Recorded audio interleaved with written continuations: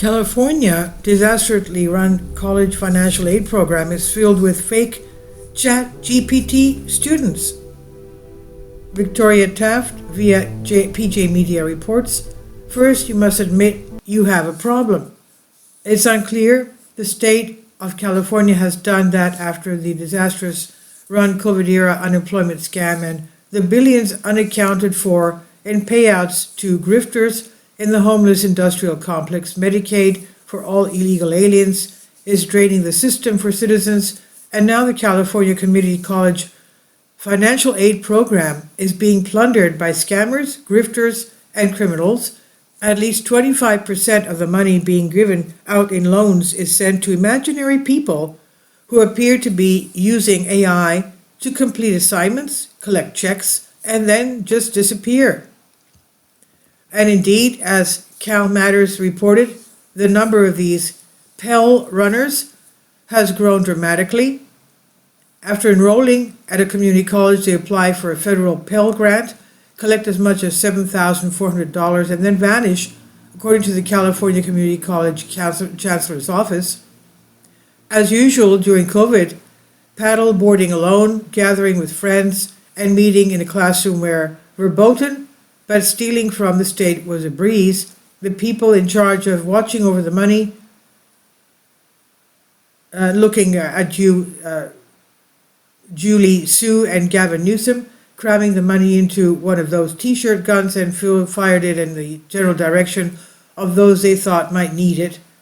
Prisoners, Nigerian princes, and fake students. So good luck passing an audit.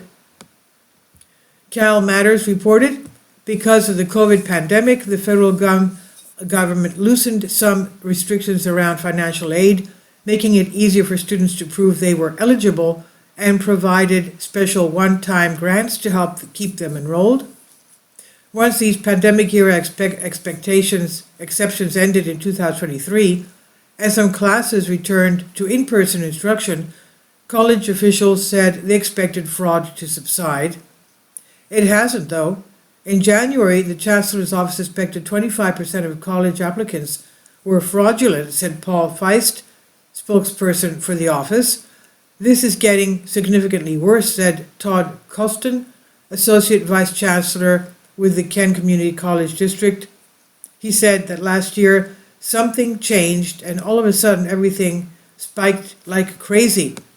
And here's the reason why this problem for taxpayers may continue. Stephen Frank reports that instructors know that cutting fake students means they won't get funding for those students. In 2023, librarian Heather Dodge started to notice something odd about the students who took her online research course at Berkeley City College. To connect with students and make the class more engaging, Dodge said she always began the course by asking students to submit a video reintroducing themselves using the webcam or an iPhone. And she said, it's a very low bar, but I started noticing that there would be a handful of students that would not submit that assignment in the first week. First, she would send them a message, and then if they still didn't respond, she dropped them from the class. She wanted to seem inclusive, worrying about whether students were having tech problems, but her biggest issue was how her dropping enrollments would look to the bean counters who divvy up the money to schools. And Dodge says, if they see I'm running a class that starts with 35 students and it ends up with 15, that looks terrible. As with California voter registration, voter rolls, and applying for free state money, many colleges don't independently verify the students' addresses or identify. That's right, nobody checks. When the schools tried to give illegal aliens or kids in the foster system who had no ID a break, the bots figured that out, and according to Nicole Albo Lopez, the Deputy Chancellor for the Los Angeles Community College District, in 2023, 3 women were indicted for using prisoners' names to qualify for student loans at California community colleges. They ran off with more than $1 million. 3 women. Only one admitted guilt. The other 2 were freed until trial. There are no public reports we can find that these other 2 women were ever penalized for allegedly stealing the money. And good luck if you want California to stop the stupid. 1 year ago, California adopted a program to pay community college students for their time in class and spent doing homework. And we're not kidding. Isn't that something? Everybody should become a community college student that way. The taxpayers pay students in this pilot program the going rate for minimum wage, which in California is between $16.50 and $20 an hour for fast food workers.